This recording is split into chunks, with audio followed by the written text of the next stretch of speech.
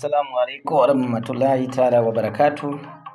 Basi kama kawaida zangu huwa nawaleteni masomo na vipindi mbalimbali ndugu zangu, na leo tutaona naenda kukuletea dawa nzuri hapa mbele yetu. Dawa hii ni dawa nzuri sana, inaitwa Ntinginya au inaitwa mpasua miamba. Dawa hii inafanya kazi kubwa sana.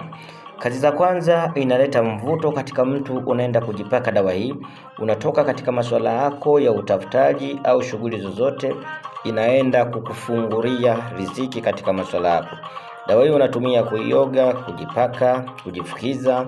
Dawa nzuri sana. Hata ukiitumia kujipaka unaenda sehemu, inazuia ule uadui au ule ubaya kukupata.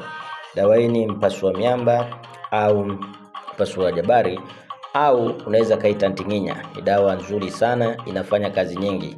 Dawa hii inatumika katika masuala ya kusafishia shimo. Kwa wale watu ambao wanajihusisha na masuala ya uchimbaji, unaweza ukaitumia katika masuala hayo.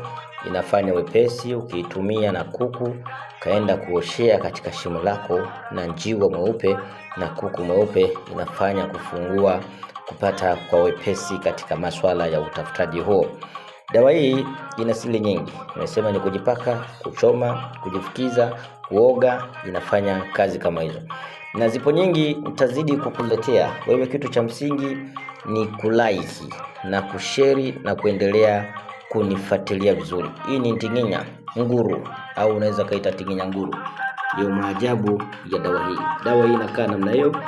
Katika mtu unayenipata, basi ukihitaji dawa yoyote unaweza kuwasiliana na mimi katika mawasiliano yangu, ukapiga simu moja kwa moja ukapata baadhi ya dawa na vitu vingine kemkem. Kama utakuwa unahitaji baadhi ya dawa, inshallah endelea kunifuatilia na kusubscribe. Unaweza kunipata kwa WhatsApp pia, kaandika alama ya kujumlisha 255745382890 na wewe patikana WhatsApp, na unaweza kunipata pia kwa imo katika swala lolote au katika ushauri wote.